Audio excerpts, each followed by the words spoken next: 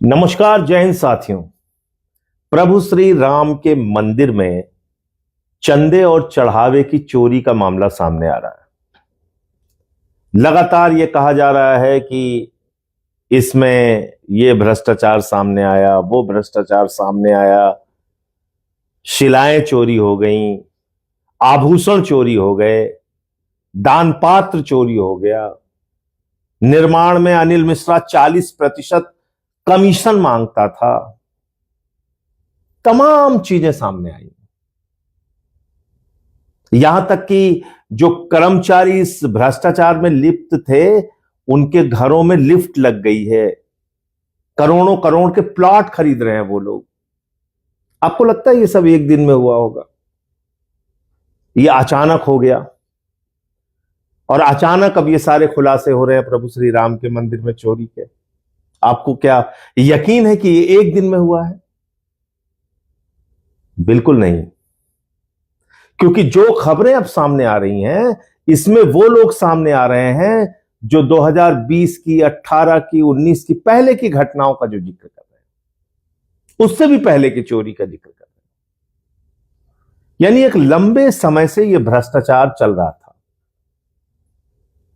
और ट्रस्ट के बनने के बाद उस भ्रष्टाचार को सुनियोजित गैंग की तरह ऑपरेट किया गया। इस ट्रस्ट में था कौन? इस ट्रस्ट में चंपत राय जी हैं, जिनको कहा जाता है कि बड़े निष्ठावान हैं, बड़े ईमानदार। अभी उनकी ईमानदारी की गाथा बताऊंगा आपको। इस ट्रस्ट में तमाम विश्व हिंदू परिषद, आरएसएस से जुड़े हुए लोग हैं, बीजेपी से जुड़े हुए लोग हैं, और इसमें साथ ही साथ नरेंद्र मोदी जी के प्रतिनिधि के तौर पे सरकार का व्यक्ति भी काम करता है। जब ये ट्रस्ट बना तो कौन था वो सरकार का व्यक्ति, आपको पता है? उसका नाम है ज्ञानेश कुमार। जी हां, ठीक सुना आपने। जो अभी पूरी दुनिया में प्रचलित है, प्रचारित है, वोट चोर के नाम से, उसी के जमाने में चंदा चोरी हुई, जमीन के घोटाले हुए। क्या नाम था उसका? ज्ञानेश कुमार। वो केंद्र सरकार के प्रतिनिधि के तौर पे जमीन की खरीद से लेके और प्रभु श्री राम के मंदिर तीर्थ क्षेत्र के विकास के सारे कामों में ट्रस्ट के साथ सरकार की ओर से सहयोग कर रहा था। क्या सहयोग कर रहा था? जमीनों को खरीदने में, विकास के कार्यों में क्या सहयोग कर रहा था? यही जमीन का घोटाला जो हो रहा है, जो सामने आया अब है। 2023 में जमीन खरीद का घोटाला, 2024 में जमीन खरीद का घोटाला, 2021 में जमीन खरीद का घोटाला। ये सारे घोटाले उस दौरान हुए, याद रखिएगा, जब ज्ञानेश कुमार चंपत राय के साथ ट्रस्ट में मेंबर था। और भी मेंबर थे उसमें, किसी का कोई लेना देना नहीं। तो क्या ज्ञानेश कुमार की जांच नहीं होनी चाहिए?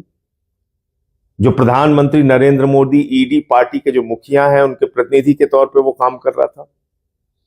उसके जमाने में ये सब भ्रष्टाचार की कहानियां हुई हैं। और ये जांच अब तत्काल एक चढ़ावे में चोरी की जांच तक सीमित नहीं रह गया है।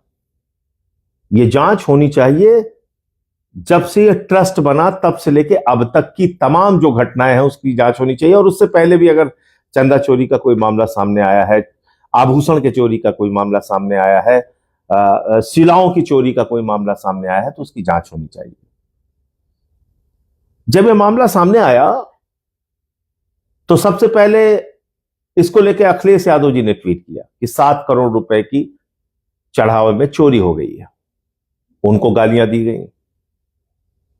फिर और भी बहुत सारे लोग बोले, मैंने भी इस पे बोला, हम लोगों को गालियां दी गई। यहां तक कि अखिलेश यादव जी की बेटी के बारे में अभद्र टिप्पणियां की गई, जो भारतीय जनता पार्टी का, ईडी पार्टी का चलन है काम करने का। और पूरी की पूरी बीजेपी सड़कों पे आ गई कि साहब बिल्कुल कैसे इन्होंने चढ़ावे में चोरी का आरोप लगा दिया, कैसे चंदा चोरी का आरोप लगा दिया। ऐसा मालूम पड़ा कि भूचाल आ गया, अचानक कुछ हो गया। अरे बेईमानो, ये अचानक कुछ नहीं हुआ है। तुम लोग वास्तव में चंदा चोर हो, और बार बार मैं इस बात को कह रहा हूं कि महमूद गजनवी ने सोमनाथ का मंदिर लूटा था और भारतीय जनता पार्टी ने राम का मंदिर लूटा है। और ये बात इसलिए मैं कह रहा हूं कि मैं पहला व्यक्ति था जिसने प्रभु श्री राम के मंदिर में जमीन के नाम पर हुए घोटाले का खुलासा किया था। क्या था वो मामला, याद फिर से आपको याद दिला देता हूं। रवि पाठक, कुसुम पाठक नाम के दो लोगों से सुल्तान अंसारी ने जमीन खरीदी, और इस पूरे खरीद के मामले में ऋषिकेश उपाध्याय, जो भारतीय जनता पार्टी का मेयर था, वो शामिल था। 2 करोड़ में जमीन खरीदी जाती है। उसी तारीख में, उसी दिन में, और उसी दिन में 5 मिनट के बाद 18.5 करोड़ में ट्रस्ट के महासचिव चंपत राय जी को बेच दी जाती है। 18.5 करोड़ रुपए में, कल्पना कीजिए, 16.5 करोड़ रुपए अचानक मार दिया गया। फिर अभी मैंने एक जमीन के भ्रष्टाचार का मामला खोला, जिसमें महंत मुरलीदास से 3 करोड़ की जमीन चंपत राय 24 करोड़ में खरीदते हैं, नजूल की जमीन। फिर से यह करीब करीब 21 करोड़ के घोटाले और भ्रष्टाचार का मामला। फिर तीसरा मामला, अभी मैंने कल उसकी जानकारी दी मीडिया के मित्रों को, जिसमें 9 करोड़ की जमीन चंपत राय ने 55 करोड़ 47 लाख रुपए में खरीदी। और आपको जान के हैरानी होगी कि 117 बिस्वा जो जमीन जिस क्षेत्र में खरीदी गई है, उससे पहले, उससे महंगी, उससे बहुमूल्य जमीन 4,40,000 रुपए में किसानों से योगी जी की सरकार ने खरीदी है। लेकिन चंपत राय ने आलोक बंसल से जो जमीन खरीदी, वो खरीदी है 47 लाख रुपए बिस्वा। सरकार ने जो जमीन खरीदी किसानों से, वो खरीदी 4,40,000 रुपए बिस्वा। आप कल्पना कीजिए कितने 100%, कितने 1000% का भ्रष्टाचार हुआ है, कितनी जबरदस्त लूट हुई है। और ये सब कुछ प्रभु श्री राम के नाम पे चल रहा है। और आपको गुस्सा नहीं आता, मन में नाराजगी नहीं होती? अरे हमारे यहां तो गांव में अगर कोई मंदिर में चोरी करता हुआ पकड़ा जाता है तो उसका सामाजिक बहिष्कार हो जाता है। ये ईडी पार्टी वालों को, भ्रष्टाचारियों को, ये भारतीय जनता पार्टी के लोगों को कब तक आप पूछते रहेंगे? इनसे आप सवाल ही नहीं करते। इतना सब कुछ सामने आ गया। फिर योगी जी ने कहा हमने एसआईटी बना दी है, मोदी जी कह रहे हैं हमने एसआईटी बना दी है, निपेंद्र मिश्रा जी कह रहे हैं एसआईटी बन गई है, ताली बजाओ, उत्साह मनाओ, लड्डू बांटो, एसआईटी बन गई, एसआईटी बन गई। अरे भैया, उत्तर प्रदेश में अलग अलग मामलों में 105 एसआईटी बनी है। आज तक किसी का कुछ अता पता नहीं क्या हुआ एसआईटी का। तो एसआईटी का मतलब झुंझुना है। लेकिन क्योंकि योगी जी ने कहा कि आप बाहर बात मत कीजिए, जाके जो प्रमाण है एसआईटी को दीजिए, तो हमने एसआईटी के जो सदस्य हैं उनको भी चिट्ठी लिख दी है, उनसे भी कहा है कि हमें समय दीजिए, हम आपको साक्ष्य देना चाहते हैं, हम आपको सारी जानकारी देना चाहते हैं। लेकिन कहां से एसआईटी किससे मिलेगी और क्या करेगी, मुझे पता नहीं। और आपने आज तक कभी ऐसा सुना है कि किसी चोरी के मामले में, जैसे ये चढ़ावे की चोरी हुई, दान पात्र की चोरी हुई, तो इस दान पात्र में कितनी बड़ी चोरी हुई है, अंदाजा लगाया आपने? खुद बयान है मंदिर ट्रस्ट का कि 16 करोड़ दर्शनार्थियों ने एक साल में दर्शन किए प्रभु श्री राम के, और चंदा कितना आया? 84 करोड़। अरे भैया, 16 करोड़ लोगों ने अगर 100 रुपए दान दिया होगा, मान लीजिए किसी ने 5 रुपए दिया होगा, किसी ने 10 रुपए दिया होगा, किसी ने 2 लाख भी दिया होगा, किसी ने 10 लाख भी दिया होगा, छोड़ दीजिए। लेकिन अगर एवरेज आप मान लीजिए, औसतन मान लीजिए 100 रुपए भी एक श्रद्धालु से दान पात्र में दान आया, चढ़ावा आया, तो इसका मतलब कितना हो गया? 1600 करोड़ रुपए। और दिखाया कितना जा रहा है चढ़ावे में? 84 करोड़ रुपए। उसमें भी भ्रष्टाचार। उसमें भी लूट, बड़े पैमाने पर लूट। जब ये चढ़ावे में दान पात्र में चोरी का मामला आया तो कुछ जगहों पर छापे पड़े। अविनाश शुक्ला के पास से 5 लाख रुपए बरामद हुए। लवकुश मिश्रा के घर में गोबर के कंडे में 15 से 20 लाख रुपए बरामद हुए। ऐसे ऐसे तमाम लोगों से पैसे बरामद हुए, लाखों करोड़ों रुपए बरामद हुए। कोई कार्रवाई नहीं, किसी की गिरफ्तारी नहीं, कोई जेल नहीं भेजा गया।